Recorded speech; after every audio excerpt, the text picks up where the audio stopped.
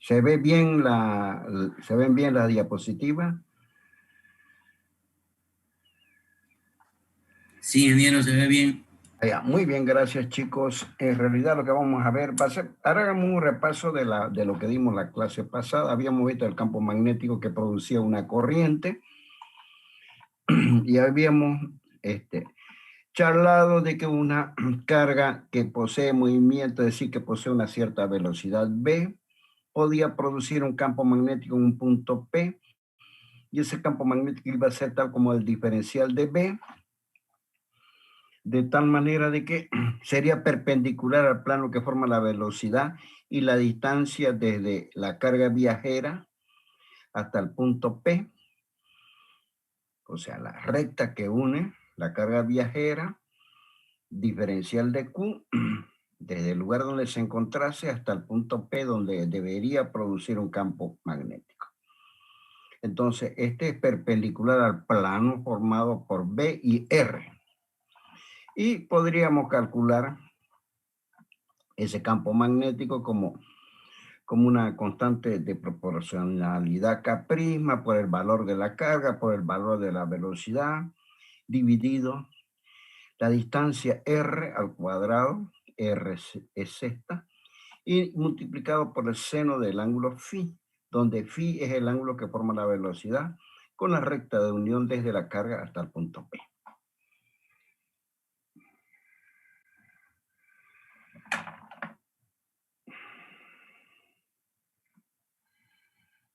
Bien.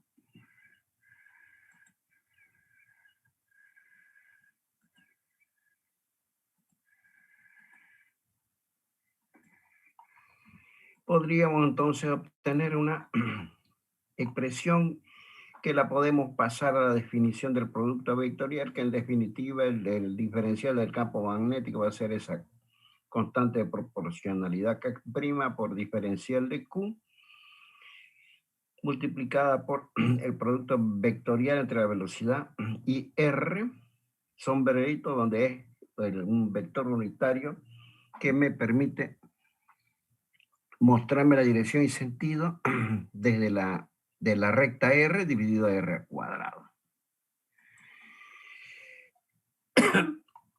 Luego, habíamos obtenido las unidades de la constante K, o K', pero que eran Tesla metro cuadrado, Coulomb dividido metro sobre segundo,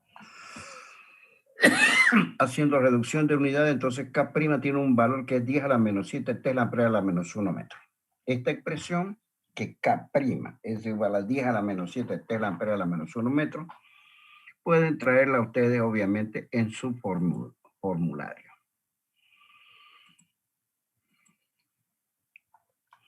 También habíamos charlado que K' la puedo expresar por mu0 sobre 4pi, de donde puedo despejar el valor de mu0, que es muy común, que es 4pi por 10 a la menos 7 Tesla ampere a la menos 1 metro. Luego habíamos charlado sobre el campo magnético de un elemento de corriente y habíamos deducido lo que se conoce con el nombre de la ley de Biot.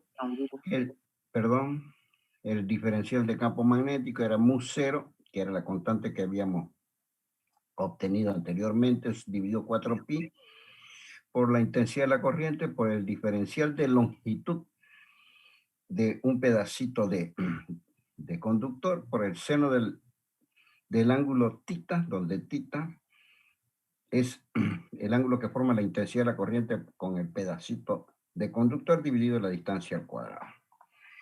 Y por último, por último, habíamos deducido también el campo magnético de un conductor rectilíneo largo. Teníamos un conductor rectilíneo largo, ¿no es verdad?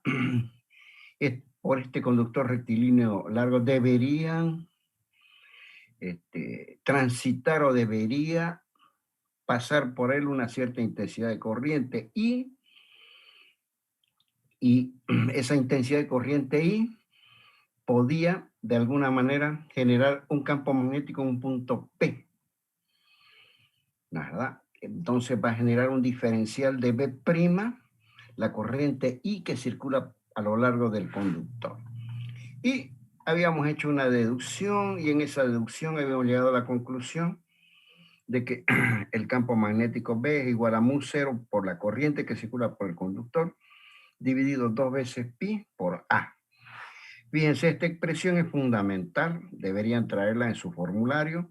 Me dice que el campo magnético que se crea a una distancia A del conductor, veremos entonces el dibujito, a una distancia A del conductor, debe ser tal de que ese campo magnético, ¿no es verdad?, está contenido en un plano perpendicular al conductor, va a generar una línea de campo magnético cerrada y si es que el punto P estuviese en cualquier plano perpendicular al conductor a una distancia A, el valor de ese campo magnético será B igual a mu0 sobre 2pi y donde I es la circulación de la corriente que pasa por el conductor dividido A, donde A es la distancia que hay justamente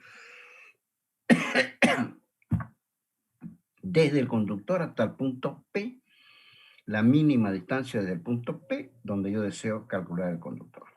Si lo decimos de otra manera, si por un conductor circula una determinada corriente, esa corriente que circula por el conductor va a generar un campo magnético que se puede calcular en cualquier punto P, distante a una distancia A. O sea que todo conductor que posee corriente genera un campo magnético. Alrededor de él, alrededor del conductor, y ese campo magnético diferencial de B va a formar, ¿no es verdad?, una línea de campo magnético que está en un plano perpendicular al conductor, cuyo valor es justamente este. Podíamos también calcular, este es el módulo del campo magnético, del vector campo magnético, podíamos saber cómo sería el campo magnético, en todo caso, el campo magnético que circula por un conductor, por la corriente generado por la corriente que circula por un conductor, formará círculos cerrados en un plano perpendicular al conductor como los círculos rojos y cuyo sentido y dirección se puede calcular a través de la mano, con la regla de la mano derecha, donde si yo agarro el conductor, lo tomo al conductor y apunto el sentido de la circulación de la corriente con el dedo pulgar, el campo magnético en todo caso estará indicado por los dedos de la mano derecha. Vuelvo a repetir, esto es fundamental. Si es que yo deseo saber cómo estaría posicionado el vector campo magnético respecto al conductor, simple y llanamente utilizo la regla de la mano derecha y apunto con el pulgar de la mano derecha el sentido de la corriente, tomo el conductor y los dedos de la mano derecha me van a indicar cómo sería el campo magnético, qué línea de campo magnético trazaría, ¿no es verdad?, a una cierta distancia P. De cualquier manera, los dedos de la mano derecha me van a indicar que cercano al conductor habrán líneas de campo magnético y los dedos de la mano derecha indicarán el sentido, ¿no es verdad?, del campo magnético. En este caso, fíjense que está generando un sentido antihorario. En este caso, también un sentido antihorario. O sea, estamos hablando de las líneas de campo magnético en el entendido que el campo magnético es siempre tangente a las líneas que él mismo traza, que son las líneas de campo magnético. También habíamos hablado del campo magnético creado por una espira circular. Si yo tengo un rulo que es una espira, hago con un conductor un rulo, ese rulo se llama una espira. Y deseo calcular el campo magnético en un punto P, distante, una cierta distancia, desde el centro de ese rulo. El rulo es un círculo, es una configuración circular formada por un conductor, tal como el punto P. Y era muy fácil calcular el campo magnético y la expresión justamente habíamos dicho que era esta. Mu0 sobre 2 y por R cuadrado dividido R cuadrado más D cuadrado a la 3 medio, donde R es el radio de la espira. De la espira circular, obviamente, ¿no? Para que tenga radio debe ser necesariamente circular. Y D era la distancia desde el centro de la espira hasta el punto P que yo deseo calcular el campo magnético. Bien. Entonces esta expresión rápida que también deberían traer en su formulario está en función del radio de la espira y la distancia desde el centro de la espira hasta el punto P donde yo deseo calcular el campo magnético. Y en el centro de la espira, esta expresión se reduce a mu0i sobre 2πr, donde I es la corriente que circula por la espira y R es el radio de la espira. Bien, lo mismo aquí. I es la corriente que circula por la espira. De esa manera, podíamos calcular el campo magnético producido por una espira. Ahora, si son n espiras, si n es el número de espiras, si hay 1, 2, 3, 4, 5, 20 espiras, entonces habría que multiplicar esta expresión por n y el campo magnético será mu0 ni sobre 2r. Y también habíamos visto en la clase pasada, ya concluyendo justamente la clase pasada, la ley de Ampere. La ley de Ampere es planteada para una curva cerrada. Yo tengo una curva cerrada como la verde, la cual encierra corrientes eléctricas. Bien. Y se puede plantear la ley de Ampere y me dice que la integral curvilínea, la integral sobre una curva cerrada, por eso hay un circulito cerrado sobre la integral, de el producto escalar entre el campo magnético y un determinado pedacito de curva llamada diferencial de L es igual a mu0. Eso es una ley universal de la naturaleza que me dice que yo, en el caso de obtener la integral del producto escalar entre el campo magnético y la sumatoria de los diferencial L que componen la curva, eso necesariamente va a ser igual a mu0i, donde I es la suma de todas las corrientes que encierra la curva verde. Entonces, esto me plantea la ley de Ampere. Bien, ya habíamos dicho que si B es tangente en todas las partes de la curva, entonces, y además B no varía, es permanentemente tangente en todas las partes de la curva, y además B no varía, o lo que es lo mismo, B es uniforme, no varía en cada punto de la curva, entonces esta integral era directamente B por L, donde B es el campo magnético, que no varía, y L es la longitud de la curva. Si la curva no encierra corriente, entonces hago la sumatoria de todas las corrientes, sería 0, la integral es nula. ¿No es verdad? La integral es nula. Y si el campo magnético es siempre perpendicular a la curva, entonces en este producto escalar, donde interviene el coseno de 90 grados es 0, y también la integral es 0. Bien, la curva que yo obtengo, que yo trazo para poder calcular el campo magnético, que me producen varias corrientes, en realidad la curva es una curva que yo elijo, una curva cerrada, pero con la condición de que esa curva fuese cerrada. De esa manera, entonces, podíamos obtener, ya habíamos obtenido el campo de un solenoide. El solenoide no es más, habíamos charlado que no era más que la espiral del cuaderno, por el cual circula una determinada corriente. Esa misma corriente que entra a la primera espira sigue por la segunda y sale por la última espira. Y esa corriente me va a producir un campo magnético dado que circula por las espiras.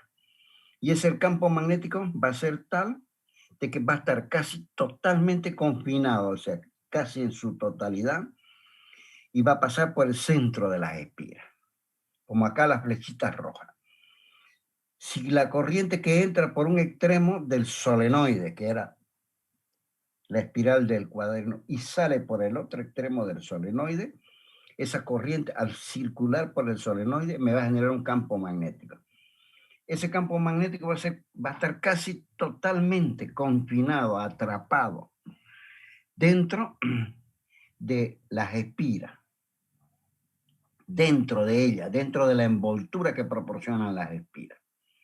Y habrá una cierta parte que se escapa, pero es despreciable. La totalidad del campo magnético quedará confinado dentro de las espiras.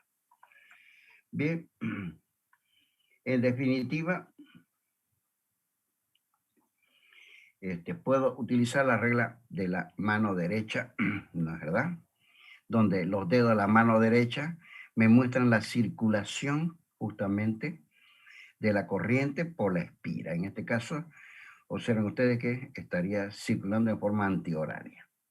Y el campo magnético que va a estar, las flechitas estas en todo caso, van a estar indicadas por el pulgar de la mano derecha. Es decir, en otras palabras, si yo agarro la espira y mis dedos me indican la circulación de la corriente que circula por cada una de las vueltas de las espiras, por cada una de las espiras, entonces los dedos de la mano derecha indicarían la circulación de la corriente, entonces el pulgar de la mano derecha me va a indicar que el campo magnético en este caso es de derechas a izquierdas.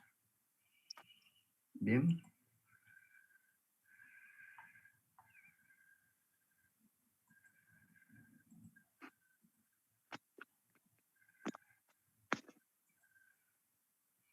Esa era la manera de poder calcular el campo magnético que produce un solenoide. Fíjense, este solenoide, en el entendido que el solenoide es una asociación de espiras de la misma manera, están asociadas de la misma manera que la espiral del cuaderno. Y por esas espiras debe circular una cierta corriente I, y esa corriente I que circula por las espiras va a generar un campo magnético. ¿Cómo va a ser ese campo magnético? En el centro. En el centro de la espira, y tendrá una dirección, porque fíjense aquí estamos mostrando una dirección que va de izquierdas a derechas, y en este caso es porque yo tomé las espiras y, ¿no es verdad? La circulación de la corriente hace de que sea, es como si yo la tuviese tomando esta espira por debajo, mis dedos estarían, los dedos de mi mano derecha estuvieran indicando el sentido de circulación de la corriente. Fíjense que este es el sentido de circulación de la corriente, ¿verdad? Entonces el pulgar de la mano derecha va a indicar el sentido del campo magnético. En este caso es al contrario. La dirección de las espiras en este caso es antihorario.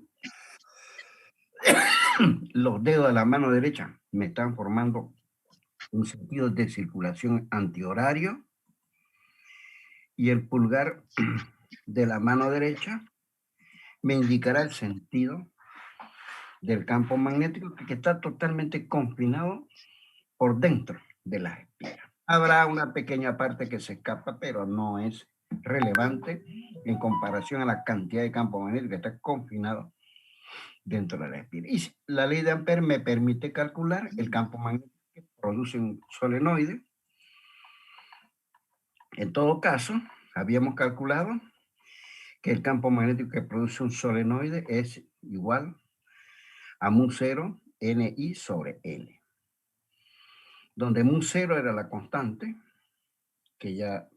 cuyo valor sabemos, N es el número de espiras que forman el solenoide, I es la corriente que circula por el solenoide, y L es la longitud del solenoide. ¿De acuerdo? La longitud del solenoide. ¿Cuán largo es? ¿Cuán largo es el solenoide? ¿Cuán largo es el solenoide? Esta sería L. Esta desde acá hasta acá es la longitud del solenoide. Y es la corriente que circula por el solenoide.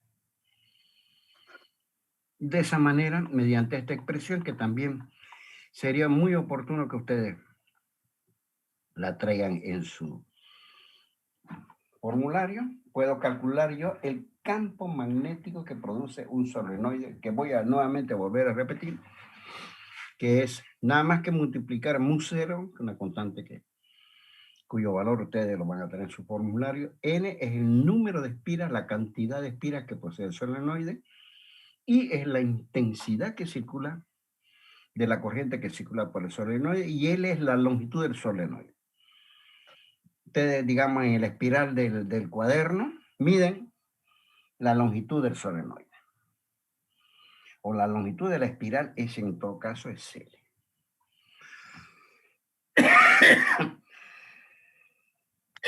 Van a disculparte con una bronquitis tremenda. Muy bien. De esa manera, B será el campo magnético que produce la circulación de corriente que circula a lo largo de un solenoide cuyo número de espiras es N y cuya longitud es L. Ahora, si yo el solenoide o la espiral del cuaderno la agarro, la saco la espiral de las hojas y de la etapa del cuaderno y junto puntita con puntita, me da una configuración circular de espira. Eso se conoce con el nombre de toroide.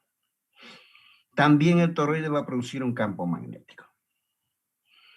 Y ese campo magnético lo puedo calcular como mu0 NI sobre 2πr, donde N es el número de espiras del toroide. Si el toroide tiene 5, N será 5. Si el toroide tiene 20, N será 20.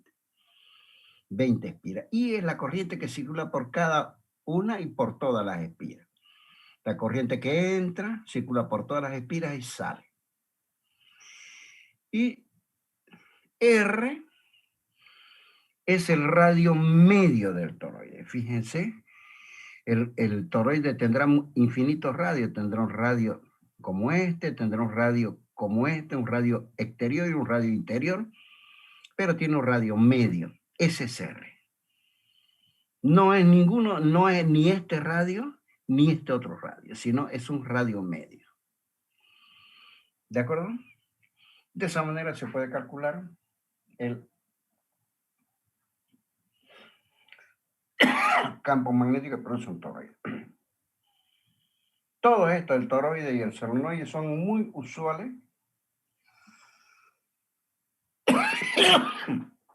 O sea, son componentes muy usuales dentro de la tecnología, ¿verdad? En muchos circuitos hay la presencia de toroide y de solenoide. Bobinado sería. Creo que hasta ahí habíamos llegado a la clase pasada. A ver, haremos algún par de problemitas. En primer problema tengo 4 conductores. Tengo un conductor por el que circula una corriente I1 roja. Tengo otro conductor paralelo al primero, por el cual circula una corriente azul I2. Y tengo otro conductor por el cual circula una corriente I3 verde. O sea, 3 conductores por los cuales en el primero circula una corriente I1 roja, por el segundo una corriente I2 azul, y por el otro conductor circula una corriente I3 verde. Y además existe un cuarto conductor que es perpendicular a los 3 que habíamos mencionado anteriormente, que son paralelos entre sí, y por este conductor circula una corriente lila I4. Y estaríamos interesados en calcular el campo magnético en el punto P. Bien. Me dan el valor de todas las corrientes, el valor de I1, el valor de I2, de I3 y de I4. Y me dan las distancias desde el punto P hasta el conductor 1, hasta el conductor 2, hasta el conductor 3 y hasta el conductor 4. Y me dicen estos 4 conductores qué campo magnético van a producir en P. Es así de sencillo el problema. Fíjense que este problema casi no reviste muchos cálculos, sino simplemente conceptos. Pongo los datos desde la distancia hasta el punto P. La distancia del conductor 1 al punto P son 3 centímetros, desde el conductor 2 son 9 centímetros, desde el conductor 3 son 4 centímetros, 4 más 9, 13 centímetros y desde el conductor 4 son 7 centímetros. Todos esos datos los tengo ahí. Pongo las expresiones que voy a utilizar. La expresión que voy a utilizar, que es el campo producido por un conductor, y la expresión es mu 0 sobre 2pi y su 1 sobre I sub I sobre R sub I. ¿Verdad? Esa es la expresión con la que yo voy a calcular el campo magnético. Procedo al cálculo. Dibujo nuevamente los conductores con su distancia, con sus colores, y voy a usar la regla de la mano derecha. Fíjense, el primer conductor por el cual circula una corriente I sub 1, la corriente va de izquierdas a derecha. Agárrenlo el conductor. Ustedes agárrenlo al conductor e indiquen con la mano derecha el sentido de la corriente y van a ver que por el punto P va a haber un campo magnético saliente. Vuelvo a repetir. ¿Cómo se resuelve este problema? Aplicando conceptos, regla la mano derecha. Agarro el conductor por el que circula ahí I sub 1, ¿verdad? Y el sentido de la corriente es el indicado de izquierdas a derecha. Entonces debo ubicar mi dedo pulgar de izquierdas a derecha. Y por el punto P, los dedos de la mano derecha me van a indicar que sale de la pantalla de la computadora, de la tablet o del celular que ustedes tienen. Lo mismo pasa con los otros. I sub 2, toman el conductor por el que circula una corriente I sub 2 y en el punto P me va a producir un campo saliente, sale de la pantalla. I sub 3 lo mismo. ¿No es verdad? Y observen ustedes que ese campo magnético va a ser perpendicular a la pantalla, al plano de la pantalla que ustedes tienen en el punto P y precisamente hacia ustedes. Deben sumar los campos magnéticos estos. El que produce I sub 1, I sub 2 e I sub 3. Aplican la expresión, calculan el campo magnético que produce la corriente 1, el campo magnético que produce la corriente 2, el campo magnético que produce la corriente 3.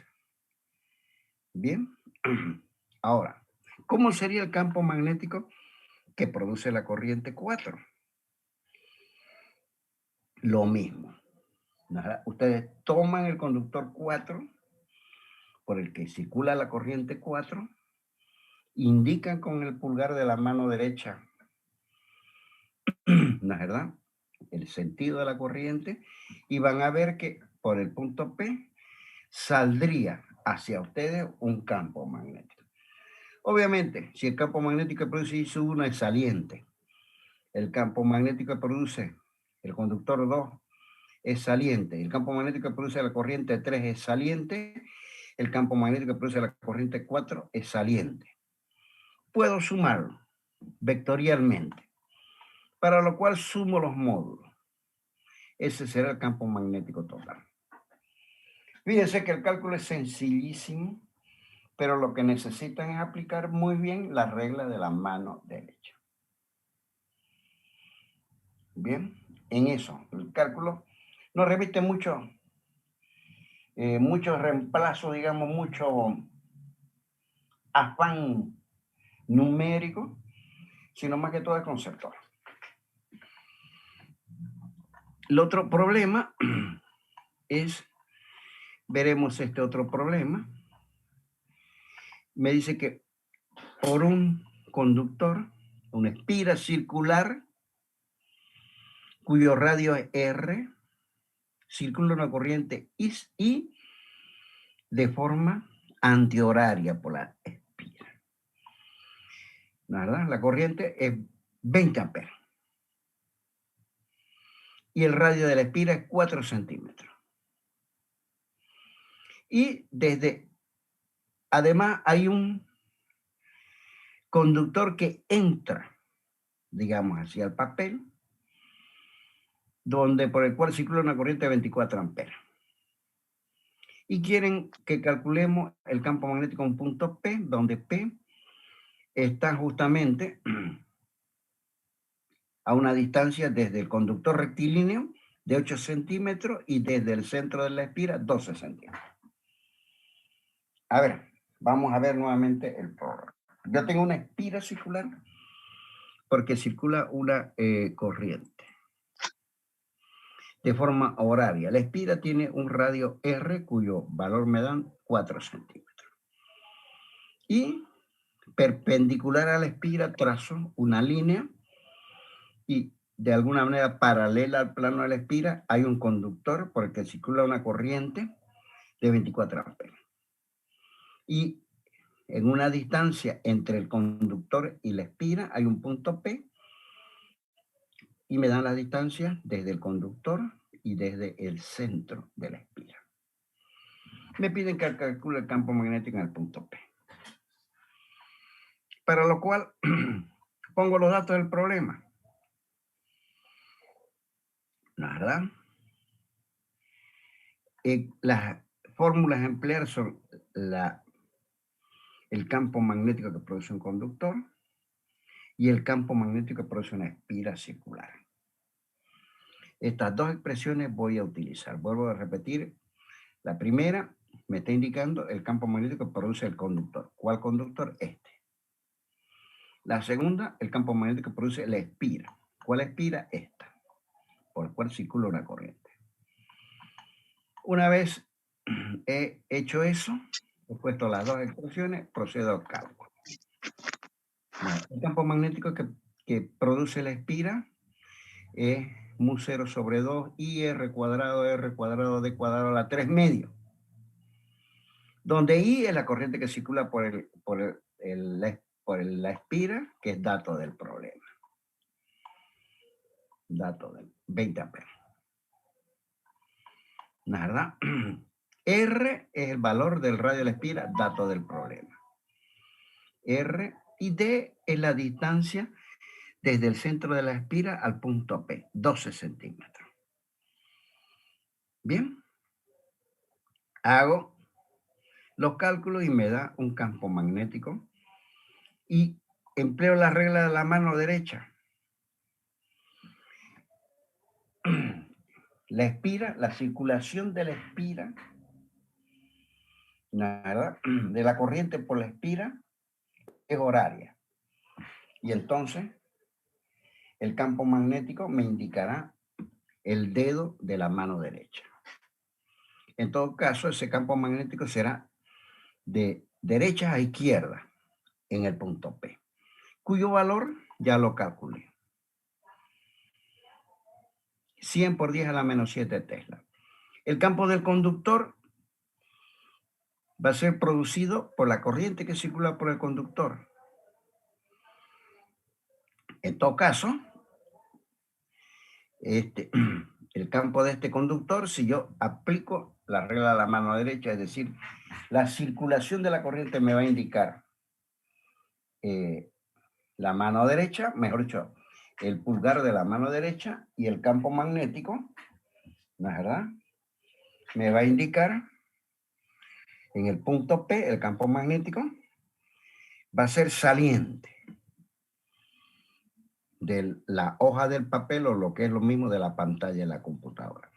Si este tiene esta dirección y el otro es saliente, forma 90 grados.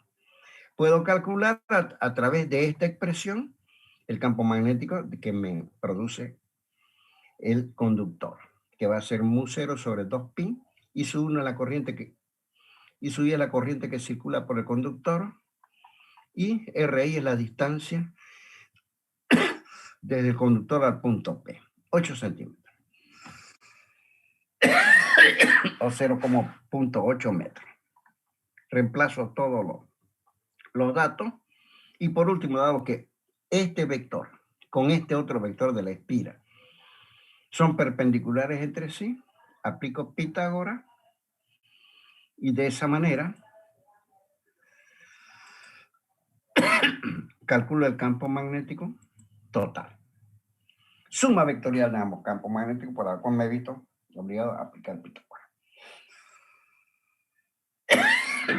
Va a ser el campo magnético que produce el conductor más el campo elevado al cuadrado, obviamente para aplicar Pitágoras, más el campo magnético que produce la espira, todo es raíz cuadrada.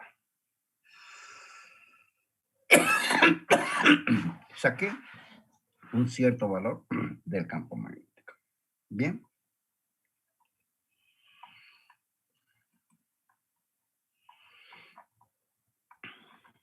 El problema, vamos a hacer un problema como este. Dice que me piden que calcule la longitud de un conductor o la longitud de un determinado conductor que fuese necesaria para construir un solenoide, la espira del solenoide tendrá un radio de 6 centímetros. La corriente que circula por el solenoide son 12 amperes y esa corriente produce un campo magnético de 0.2 Tesla. Bien, a ver, yo tengo que construir un conductor, para lo cual voy a necesitar una longitud de un conductor que lo voy a poner como rulo, dando vueltita, hasta formar un solenoide. Ese solenoide tendrá las espiras circulares, un determinado radio de 6 centímetros, y por cada una de las espiras circulará una corriente de 2 amperes, y esa circulación de la corriente me va a producir en el centro del solenoide un campo magnético de 0,2 Tesla. Pongo todos los datos, el radio de las espiras, la corriente que circula por cada una de las espiras y el campo magnético que produce la corriente que circula por las espiras.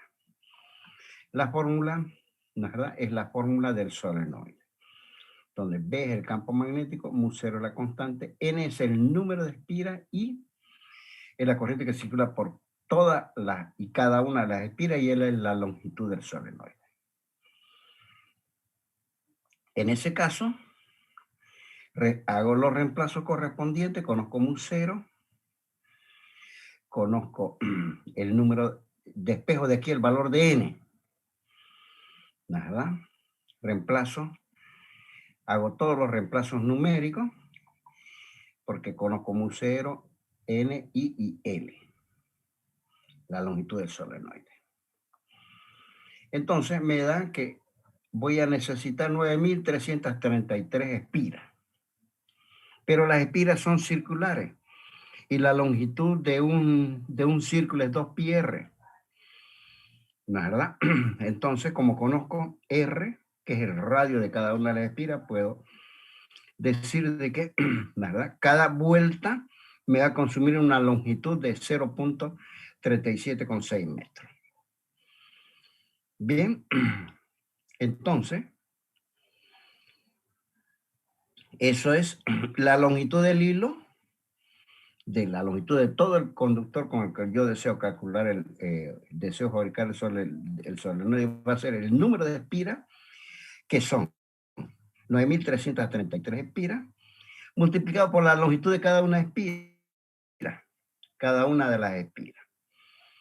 Bien, me da en definitiva que para hacer ese solenoide voy a necesitar 3.453 metros, 3,5 kilómetros prácticamente de conductor. Bien.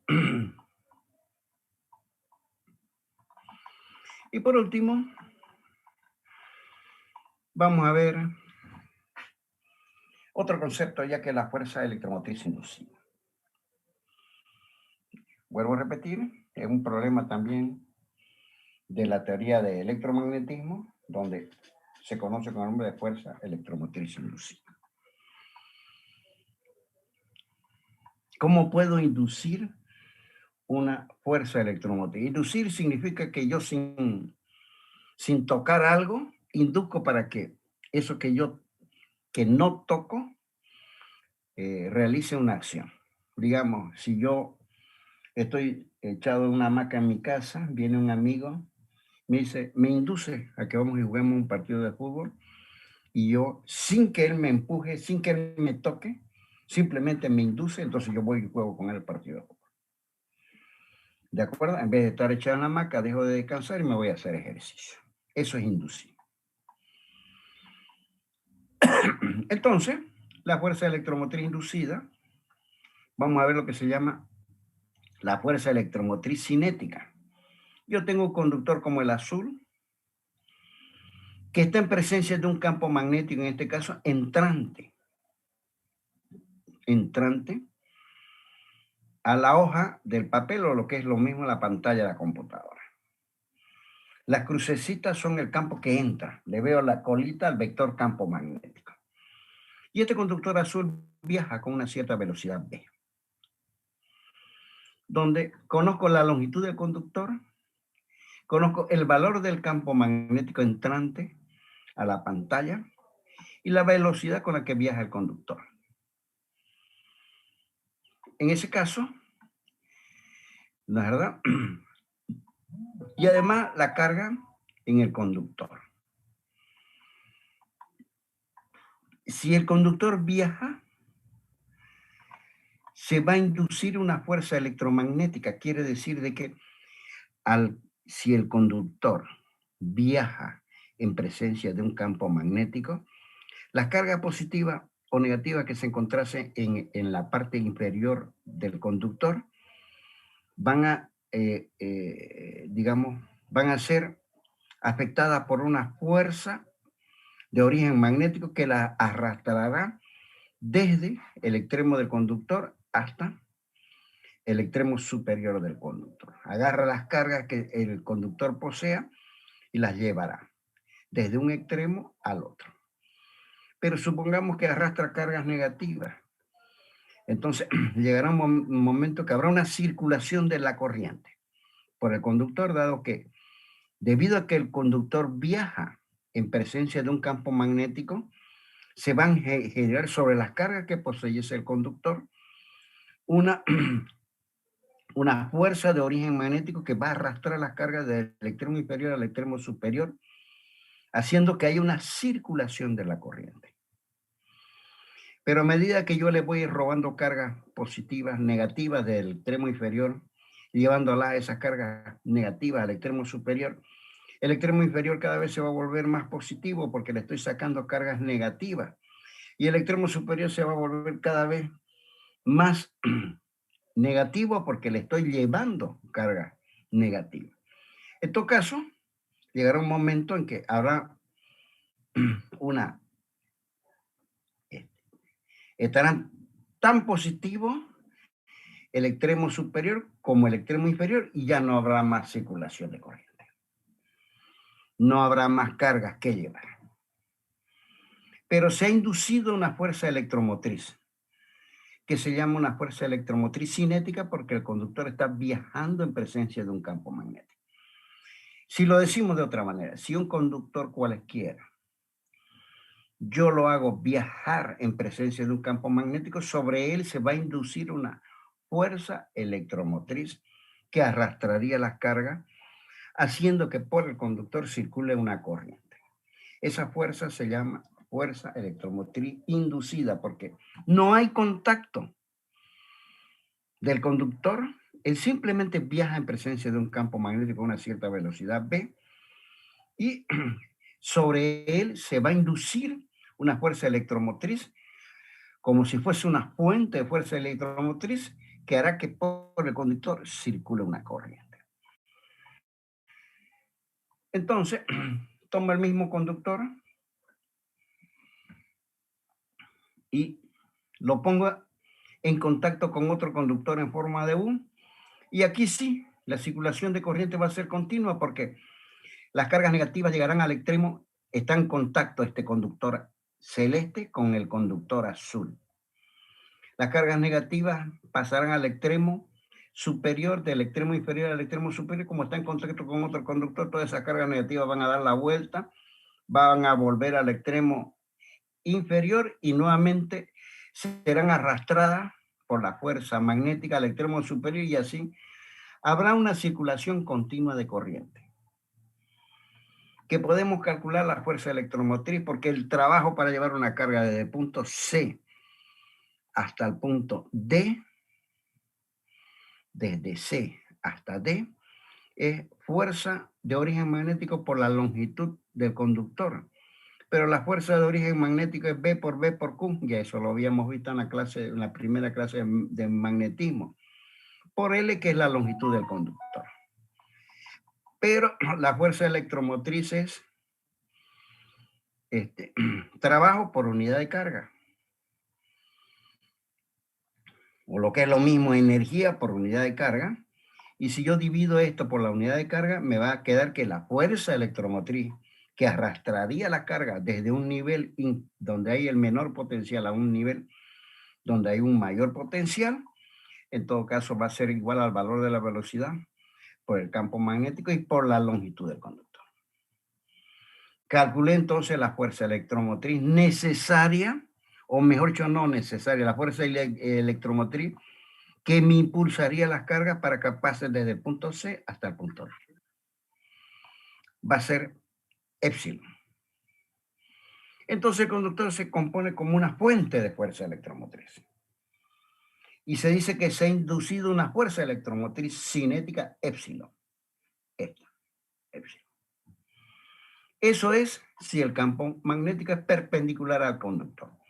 Ahora, si el campo magnético no es perpendicular al conductor, en todo caso, la fuerza electromotriz será B por L, que es la misma expresión, B por L, por el seno del ángulo θ, donde θ, ¿no es verdad?, es el ángulo que forma, en todo caso, el campo magnético con la velocidad. Si es que en este caso el campo magnético está entrando perpendicular a la pantalla de la computadora, pero si no entrase, o sea, lo que es lo mismo, perpendicular a la velocidad, pero si no entrase perpendicular a la pantalla, o lo que es lo mismo, formase en un ángulo θ con la expresión a calcular, es esta. Esta es la fuente de la fuerza electromotriz. Bien. Y vamos a expresar una ley conocida con el nombre de ley de Faraday, que me da lugar a un aparatito que ustedes siempre llevan en la mochila, que es el cargador del celular. Ustedes saben que el celular, si por alguna razón ustedes lograsen enchufarlo a la red domiciliaria, que son 220 voltios, el celular saltaría en pedazos. Debe tener el celular un cargador para que tome la energía de los 220 voltios y lo baje al nivel de tensión que necesita el celular, que son 3.5 voltios. Ese aparatito blanco-negro que ustedes tienen, que es el que enchufan a la corriente, a la red domiciliaria, al tomacorriente, que son 220 voltios, ese aparatito baja la tensión a 3.5 voltios y la convierte, la corriente que es alternada, la convierte en corriente continua. Esa forma de bajar la corriente de 220, fíjense que es alto, a 3.5 voltios se conoce con el nombre de transformador. ¿Por qué transformador? Porque convierte la corriente desde 220 voltios a 3.5 voltios. ¿De acuerdo? ¿Qué es lo que necesita el celular? Todos los aparatos electrónicos tienen un transformador. Y eso está apoyado en la ley de Ampère. Yo tengo una bobina como esta.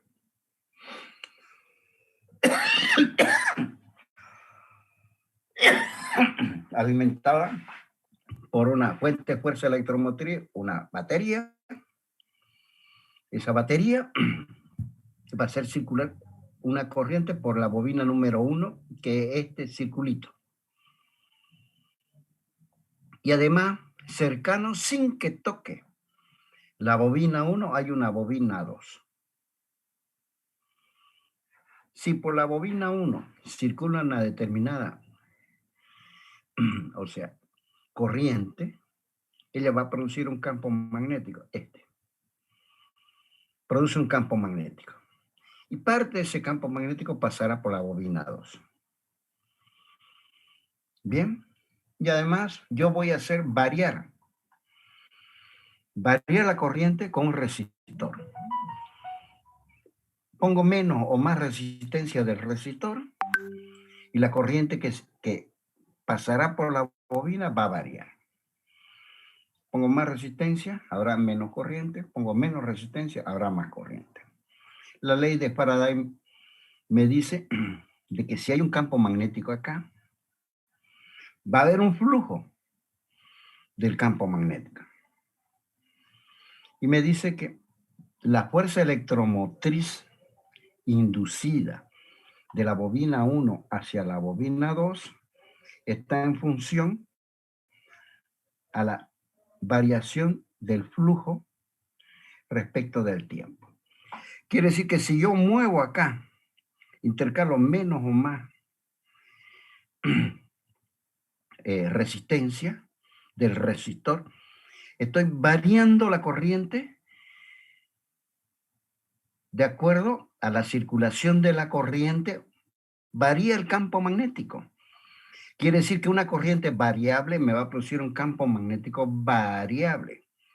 Y ese campo magnético variable va a variar en el tiempo. Y además, la verdad, parte de ese campo magnético pasará por otra bobina. Quiere decir que este aparato, esta bobina, la bobina 1, me va a inducir una fuerza electromotriz sobre la corriente 2, debido a que ella produce un campo magnético variable en el tiempo y parte de ese campo magnético variable en el tiempo pasa por la bobina 2. Por la bobina 2 pasará un campo magnético variable en el tiempo. Y si hay un campo magnético variable en el tiempo, va a producir un flujo magnético variable en el tiempo y la bobina 1 inducirá una fuerza electromotriz en la bobina 2 sin tocarla. Está distante la bobina 2 de la bobina 1, de tal manera que esa la puedo calcular con la variación del flujo que pasa por la bobina 2 respecto del tiempo. Y eso es un transformador. Es una bobina, cercano a esa bobina hay otra bobina. Por una de las bobinas hago circular una corriente variable. Esa corriente variable me producirá un campo magnético variable, un flujo variable. Ese flujo variable pasará por una cierta bobina 2 que no tiene ninguna conexión eléctrica con la bobina 1. Y en la bobina 2 se va a generar un campo magnético. O sea, va a ser atravesada por un flujo magnético variable y se generará una fuerza electromotriz epsilon, como es la variación del flujo que atraviesa la bobina 2 respecto del tiempo. Bien. Y aquí tenemos un transformador. Yo tengo una bobina y otra bobina. Se van a establecer un flujo magnético. Pongo un núcleo de hierro. Esta bobina generará un campo magnético que circulará así. Ese campo magnético va a introducir un flujo sobre una segunda bobina. Y la corriente que circula por la primera bobina es variable con el tiempo. Y esta bobina, sin que tenga ninguna conexión física o eléctrica con la bobina 2, al generar la bobina 1 un flujo variable que pasa por la bobina 2, en ese caso, esta bobina me va a generar una fuerza electromotriz en la bobina 2 y por ella circulará una corriente. Esto es de hierro. Por eso se conoce como el núcleo o hierro del transformador. Y esto es de cobre. Las bobinas son de cobre porque el cobre es muy buen conductor. Y esto es el camino de cobre. Quiere decir que esta bobina, por la cual circula una corriente variable, genera un campo magnético variable.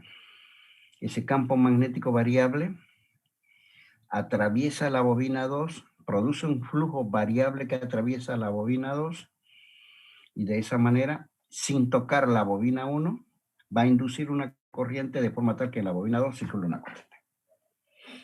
Esto es un aparato importantísimo. No hay ningún aparato electrónico que no posea un transformador.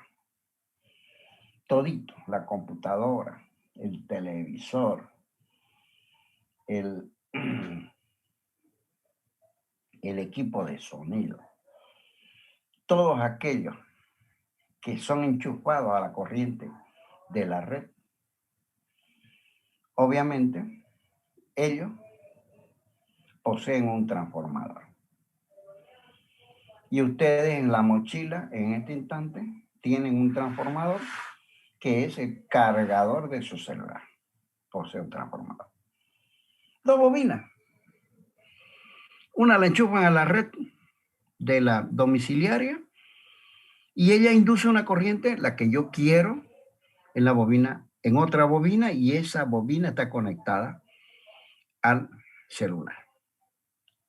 Porque si ustedes el celular lo enchufan directamente a la corriente de los 220, pues lo quemaría en una milésima de segundo. La ley de Lenz me dice de que la dirección de la corriente inducida está que se opone a la causa que lo produce. Y por último, vamos a ver el concepto de inductancia. Yo tengo una bobina como la celeste o la azul. Esta bobina posee N1 vueltas. Y tengo una bobina como la verde, más chica, posee N2 vueltas. Por la bobina 1 voy a hacer circular una corriente variable.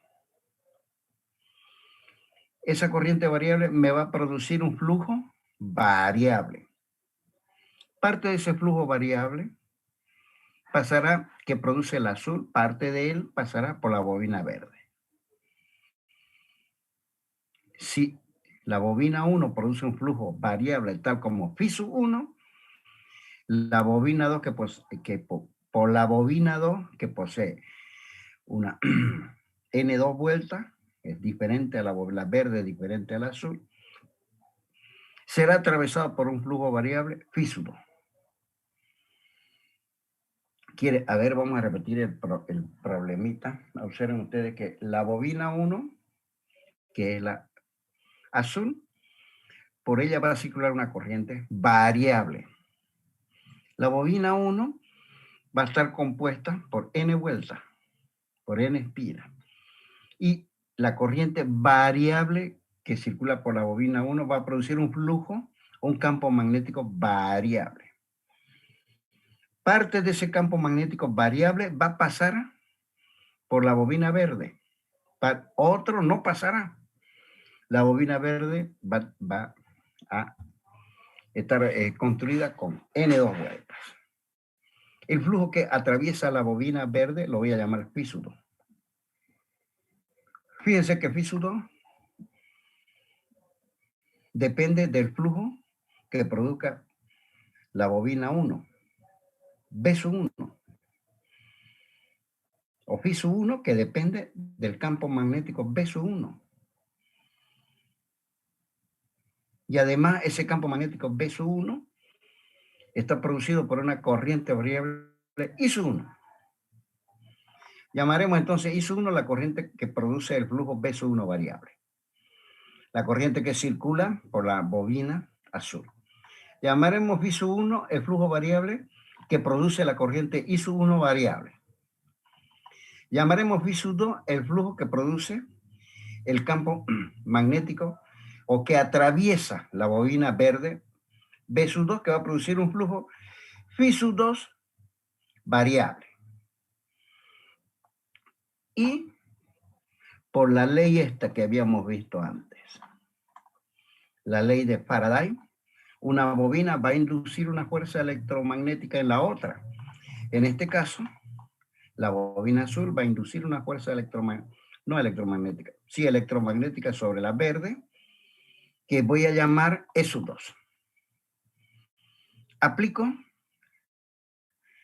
la ley de Faraday. Me dice que La fuerza electromotriz inducida en la bobina 2, en la verde, es igual a N2 por la derivada del flujo respecto al tiempo. Esta es la derivada del flujo que atraviesa la bobina 2. ¿De acuerdo?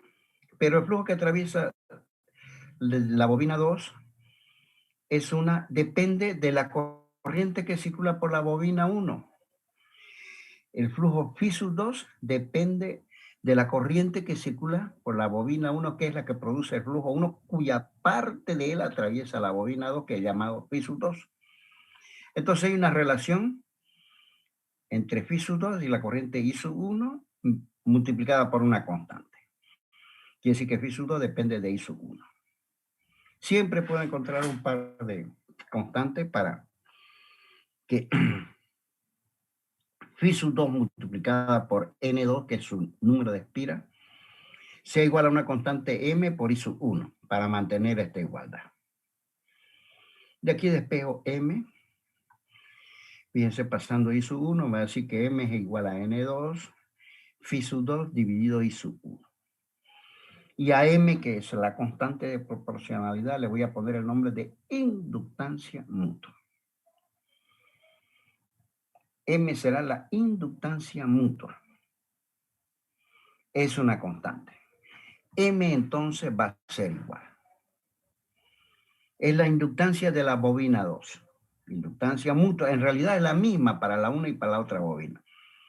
M va a ser el número de espiras de la bobina 2 por el flujo que atraviesa la bobina 2, dividido en la corriente que circula por la bobina 1, que produce el flujo phi sub 1. Bien. M, que es la inductancia mutua, que es esta expresión, tráiganla en su formulario, que es N2 phi sub 2 dividido I sub 1, tiene unidades. N no tiene unidades. N2 no tiene unidades. Phi sub 2, Webers. La unidad de flujo magnético es Webers. La unidad de corriente eléctrica es Ampere. Entonces, las unidades de la inductancia mutua son Weber por ampere a la menos 1. Y le vamos a poner un nombre, Henry. Las unidades de la inductancia mutua son los Henry. Los Henry son Weber por ampere a la menos 1. Lo vamos a indicar mediante una H. Donde haya una H es un Henry. Y un Henry no es más que un Weber por ampere a la menos 1. Unidades de flujo magnético dividido unidades de corriente eléctrica. Pero si yo tengo una sola bobina, ella me va a producir su misma inductancia mutua. Quiere decir, me va a producir su autoinductancia. Y esa autoinductancia yo la puedo calcular comparándola con esta. Va a ser N, que es el número de espiras de la bobina, por phi, que es el flujo variable que atraviesa por la bobina, y por I, por la corriente que produce ese flujo variable. Esta L es la autoinductancia y es una expresión fundamental, ¿va? Donde L es la autoinductancia en una bobina cualesquiera, donde N es el número de espiras, el número de vueltas con el cual está construida la bobina. Phi es el flujo que produce la corriente I que circula por la bobina. Observen ustedes que Ln phi sobre I, las unidades, ¿no es verdad?, van a ser las mismas que los Henry. Quiere decir que la autoinductancia tiene unidades tal como Henry, Weber por ampere a la menos 1. Y además, la autoinductancia es hecha por una bobina o una serie de bobinas. Esa se llama inductor. Quiere decir que una bobina es un inductor. Y se representa mediante una serie de rulitos. Donde vean una serie de rulitos, ahí hay un inductor que posee una autoinductancia que se puede calcular multiplicando el número de espiras del inductor por el flujo que atraviesa el inductor dividido la corriente variable que produce ese flujo. Esta es una expresión fundamental, tráiganla también en su formulario. Y por último, para que pueda circular una corriente y se puede establecer un flujo sobre un inductor, o lo que es lo mismo, un flujo variable por el inductor, es necesaria una energía, y esa energía se puede calcular como un medio de L, donde L es la autoinductancia de la bobina, por la corriente al cuadrado que circula por la bobina. Esta es otra expresión fundamental que deberían traer en su formulario. Bien, chicos.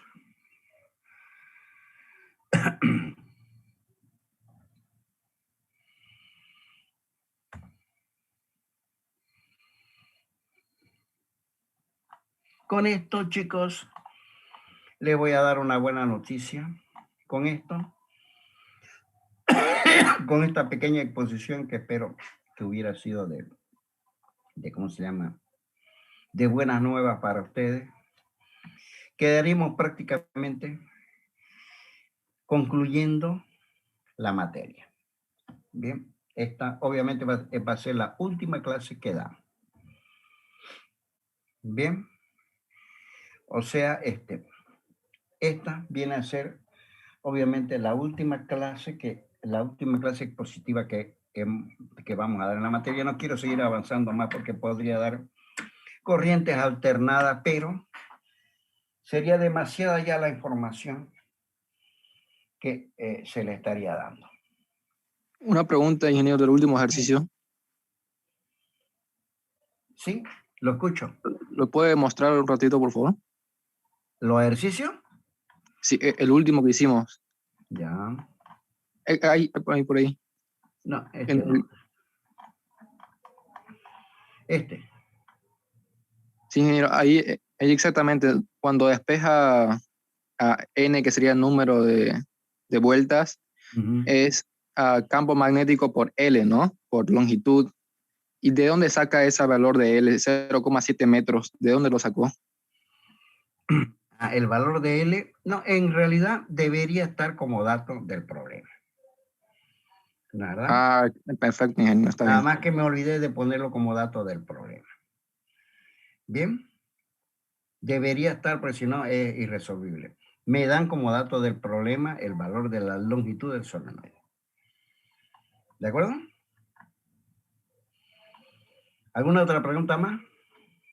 A ver, chicos, vamos a poner los pies sobre la tierra. Estoy corrigiendo los exámenes y esos exámenes, en definitiva, no los voy a corregir rápidamente. Me va a llevar, yo creo, esta semana y parte de la próxima. Yo le voy a pasar ¿cómo se llama? Al grupo voy a pasar un día y una hora para que yo les dé las notas de los exámenes, para que ustedes sepan con cuánto van a entrar al segundo examen. Te voy a pasar una lista. Yo creo que va a ser la próxima semana, chicos. De esa manera, porque no quiero apresurarme a corregir los exámenes, porque yo no corrijo por resultados, sino corrijo por razonamiento. Entonces, pero el segundo examen lo vamos a dar en el mes de agosto, el viernes 13. Una semana antes de las elecciones de claustro universitario. ¿De acuerdo? El viernes 13. Perfecto, ingeniero. Quiere decir que el viernes 13 de agosto le estoy dando, fíjense, hoy es 26. Le estoy dando 13 días más 5, 18 días para que ustedes puedan ver todos estos temas. Ya. Interiormente les voy a hacer un paréntesis, y hay 2 o 3 chicos que tuvieron problemas, el uno por el COVID, otro porque no pudo venir porque había bloqueo en el lugar donde él vive. Son 2, 3 o 4 chicos a los cuales les voy a tomar por Zoom el primer examen, que también lo voy a anunciar con el con en el grupo. ¿Ya? Yo tengo los nombres de los chicos. De cualquier manera, si hay alguno que va a dar por Zoom, me lo hace saber, pero me tiene que justificar, como me han justificado esos otros chicos, claramente. Pueden ser una listita, pero no pueden pasar más de 5 o 6. A los que no asistieron, mala suerte, se les tomó, fue dificultoso tomarle, fuimos, estuvimos ahí, nos expusimos, nos animamos a ir y de esa manera estuvimos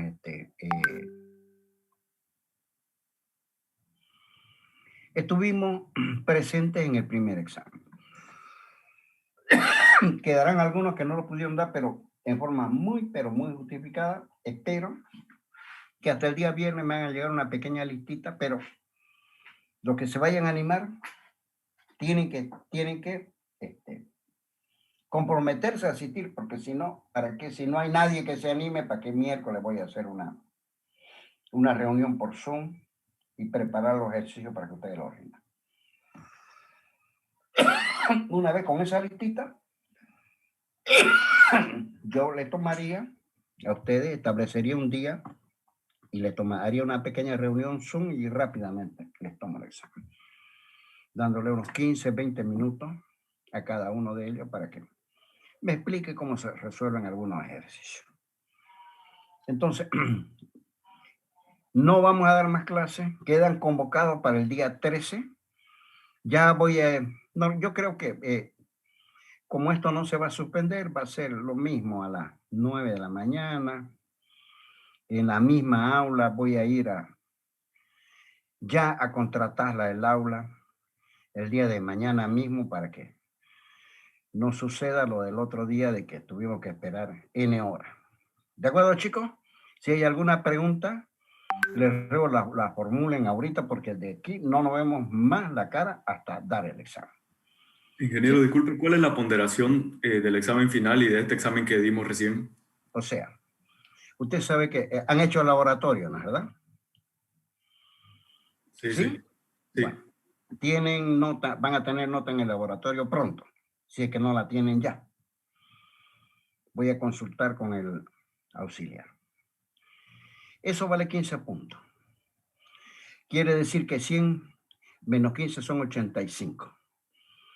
85 dividido 2 es la nota de cada examen. Sería 42.5 vale cada examen. Sobre 100, ¿no? ¿Quedó entendido? Sí, ingeniero. O sea, es la nota de los dos exámenes, que es 85 puntos dividido 2, más la nota de laboratorio. La persona que no hace el laboratorio, que yo voy a tener las notas de laboratorio antes, no le tomo el segundo examen porque es condición. ¿No es verdad? Por más que tenga 100 en el primer examen. Es condición hacer el laboratorio para poder aprobar la materia. Tener nota, haber asistido, cualesquiera fuese la nota. ¿Alguna otra pregunta? Ingeniero, estas diapositivas, ¿cuándo nos las estaría pasando aproximadamente? Se la voy a pasar antes del sábado. ¿Ya? Lo que pasa es que tengo que hacer un collage de todas las diapositivas y pasársela lo mismo que les pasé las anteriores. ¿Bien? ¿Alguna otra pregunta, chicos? Disculpe, ingeniero. Sí. El examen, digamos, usted dice que va a ser en el mismo horario del día lunes, ¿no? Uh-huh.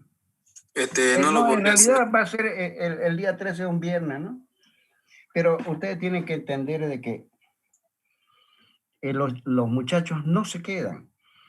No van a poder, no voy a poder tomar examen de 2 de la tarde en adelante. ¿No es verdad? Entonces, desgraciadamente va a ser a las 9, lo mismo que el otro examen.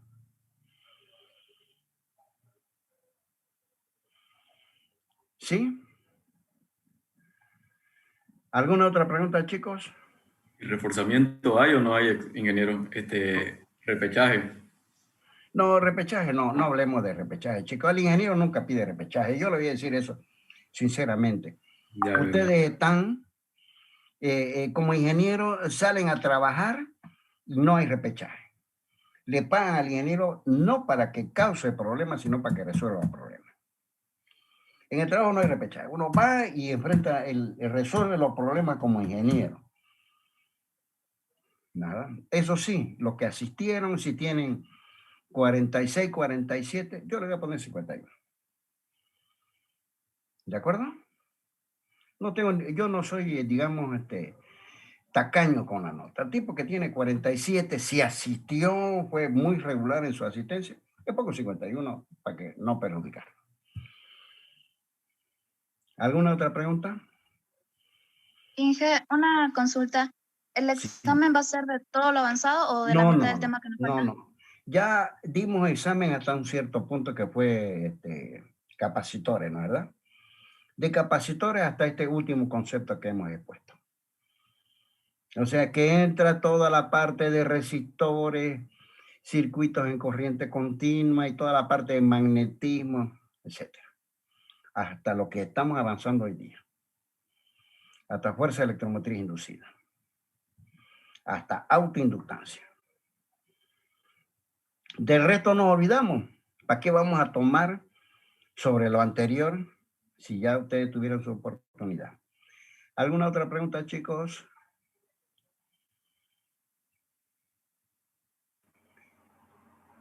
¿Va a tomar lista, ingeniero? No voy a tomar lista por ser la última clase. Ya yo sé quién asistió y no asistió.